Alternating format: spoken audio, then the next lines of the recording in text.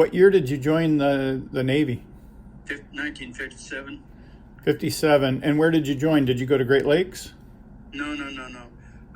I joined in Burlington, Iowa. Where our residence was, and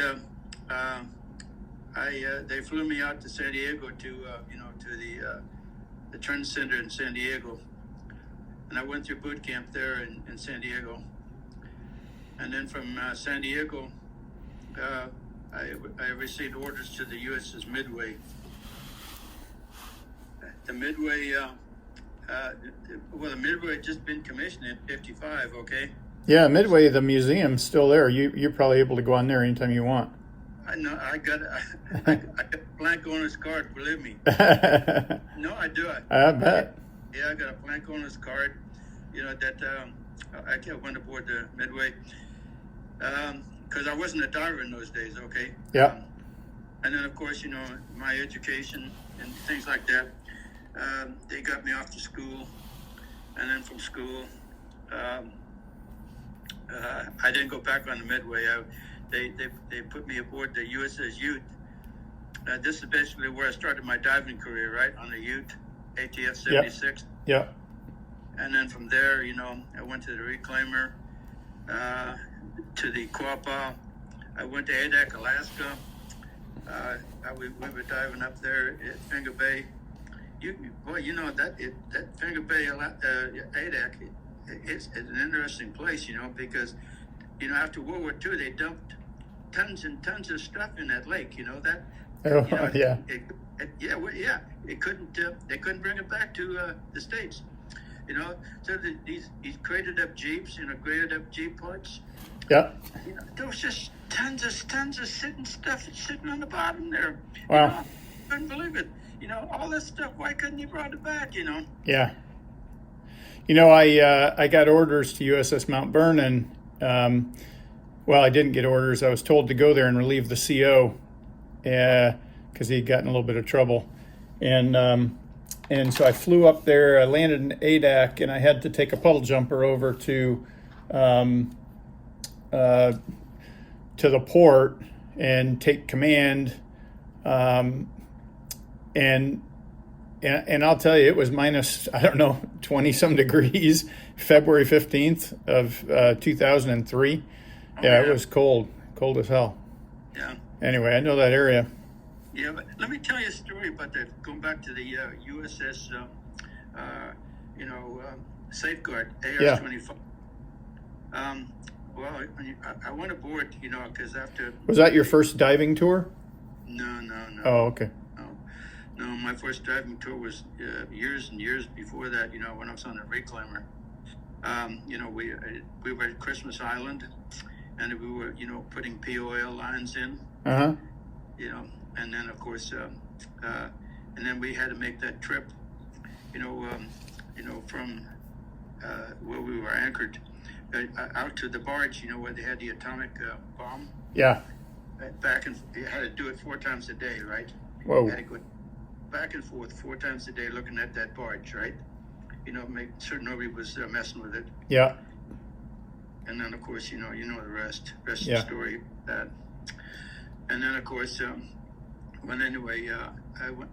was on the grapple, for that escapade.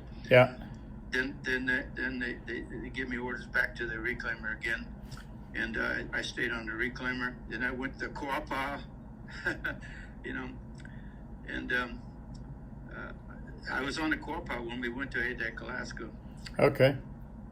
And of course, anyway, and then of course, going back to the Reclaimer again, going back to the Safeguard again, AR-25. That was a strange situation on that ship. We were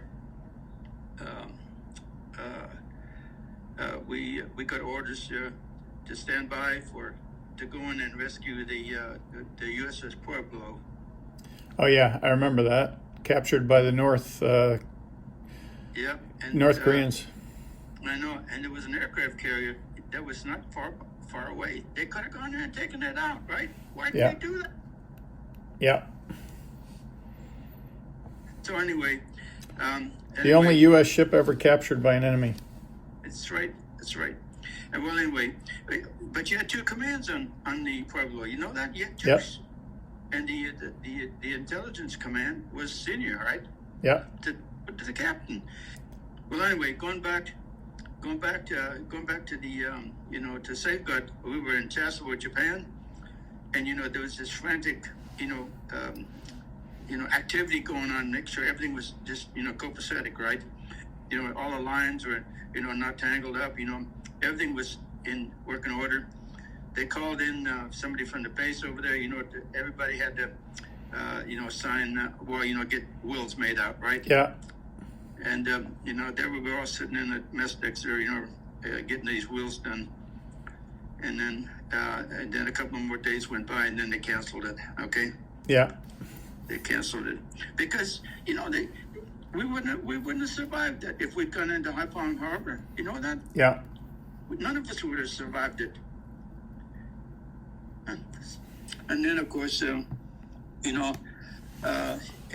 the diving gear was all checked out again, over and over again, right? Make sure everything was, copacetic there. And then the next thing is it canceled. And then, of course, I don't think I told you about the situation that happened in Vietnam when we were there. The AR-25 went aground up there by Da Nang. No, tell me about that. Did you know about that? No. Anyway, it went aground, and of course, and this part I still don't understand to this day, is that the captain and the XO, both of them went out in the workboat. The captain fell over and broke his back. Oh my gosh. In the workboat, yeah. And the XO should have stayed on the ship, right? Yeah. He was out there with the captain out there.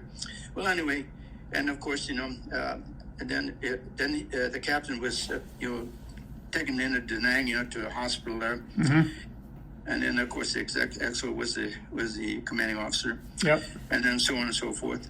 And then the next thing is they had to tow the Safeguard into Da Nang. Would you believe that? What a disaster. Yeah. Had to come, and they had to be. It was towed in by a civilian tug, right? I know. What a disgrace, huh? Yeah. What a disgrace! Is you're telling me? There were no mooring lines. Nothing. Yeah. They had to make up mooring lines. For the Safeguard. To get it tied up to the pier. There was no mooring lines. Both the workboats were gone. One of them drifted out to sea, right? You just can't imagine this right here. I don't know whether I should be telling you this or not, but but anyway. So you were in Alaska and you did some diving to get some king crab and stuff like that. That was in the Ladek. That was Ladek. I did that. Oh, okay. I don't know if you ever seen king crab underwater, right? I have not, but I have actually huge. Huge. Yeah. Absolutely huge. You first time you look at them, they look like some foreign, space UFO, right? Mars thing or something. Yeah. Yeah. So tell me about your time on the Mekong Delta. Oh, the Mekong Delta. There was an awful lot of shipwrecks we worked on. Got blown up by the VC. Mm-hmm.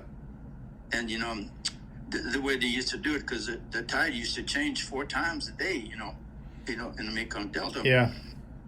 And then of course the Mekong Delta was it was really a filthy river. You know that? Yeah. The river was so filthy. And then of course there's one ship I remember we worked on was the Baton Rouge Victory. We had to, but it was a good thing the captain had enough foresight to, put that ship right alongside the bank. You know that? Mm-hmm. So it didn't block up the channel. Yeah.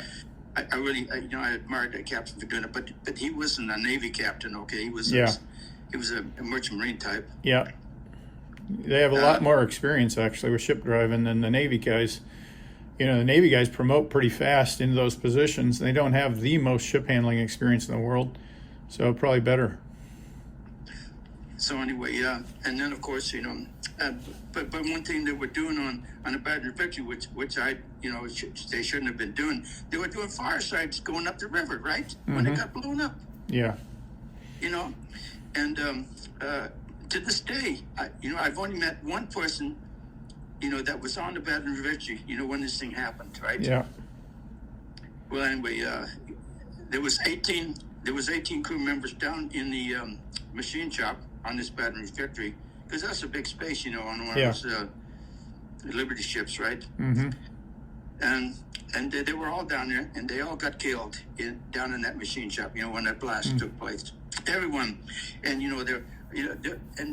we went down there, and all these bodies were all up in the piping, they were just everywhere, bits and pieces, right? Yeah.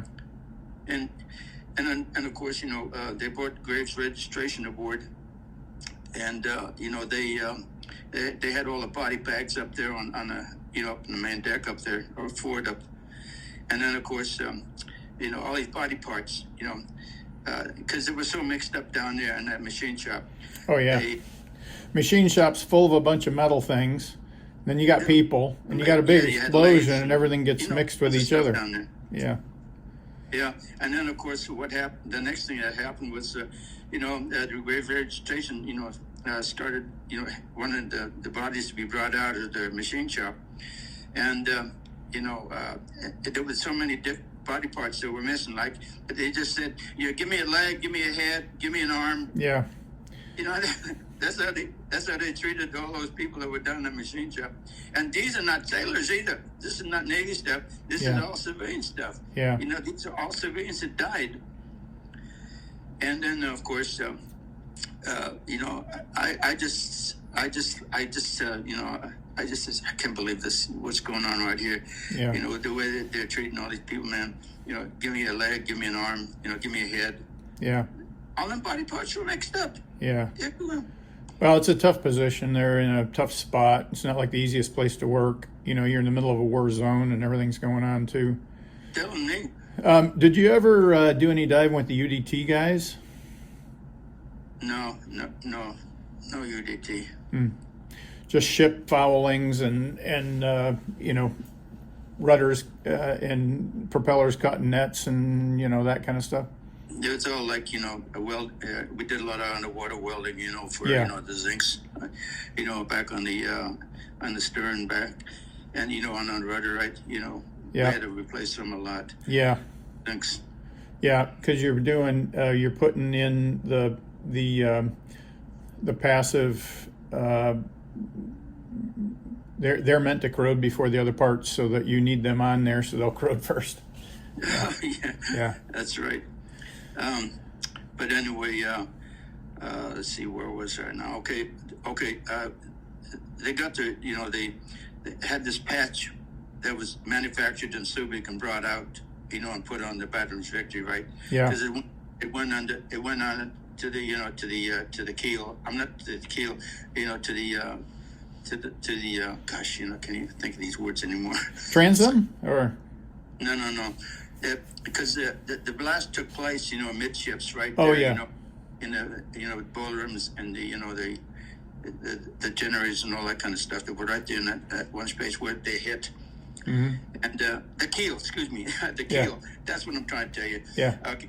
They had this patch made in Subic, and they brought it out and put it on, and it was one of these patches that it could float. You know what I'm talking about? Yeah. They built this thing here. It was built by a naval engineer, and they shipped it out there, and then they floated it, and they got it underneath the hull, right? Mm-hmm. And then you had to weld it on or something. No, we didn't do that. Okay. No, we didn't do that. They put the patch down there, they put it on, and then they had all these, these fittings put on welded on the side of the hull, right? Mm-hmm. These big wing nuts, what I'm talking Got about? it, yeah. Okay, so they tightened the patch down, but being the hull, it was so crinkled and everything. Yeah. Right. Yeah. All these wavy lines, and stuff there. They were down there because it didn't fit up properly. Yeah. On the hull. So we had to go down there, with wood. We had to take patterns and come up there and cut it, because Yeah. we had a barge right alongside, to cut these wedges, to fit in, where they put the patch on. Yeah. And then, of course, it was all tightened down, and then, all the pumps were rigged, to pump.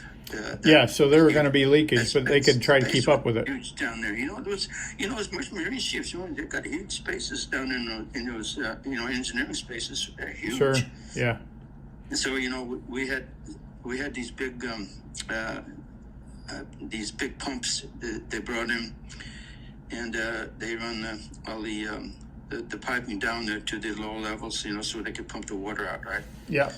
Immediately when you pump the water out, that ship started rising, right? Yeah. Of course. You could hear, that patch, that patch they built. You could hear that thing just squeaking against the hull, right? Oh yeah. Because it got tighter and tighter and tighter because of tonnage, right? Yeah. It just forced, all those blocks of wood we'd put in there, and stop the leakage. And then, of course, as the ship rose, they got it out in midstreams out there. Mm-hmm. And they took it down to a place called Vung Tau. You know where Vung Tau is? No. No? They got a like a small Navy base down there, right? So they went down there, and then they of course they had all kinds of people coming and looking at it. They ended up taking it down to Singapore, and that's the last I heard, that it was down to Singapore. Yeah, they can then get some work done on it. Hey, John, I'm going to call you another time so we can talk some more. I need to jump off right now because I got to jump on a work call, but I really appreciate your time. And I'll send you that link. Make sure you or your family click it so you can get your COVID vaccine, okay? I will. All right, sir. Okay, thank you. Hey, I was going to ask you one other question right there, man. What did you do? You cornered the market on those on those Rolex watches? No. I just like buying diver watches. I have one GMT, but almost everything else is divers. So the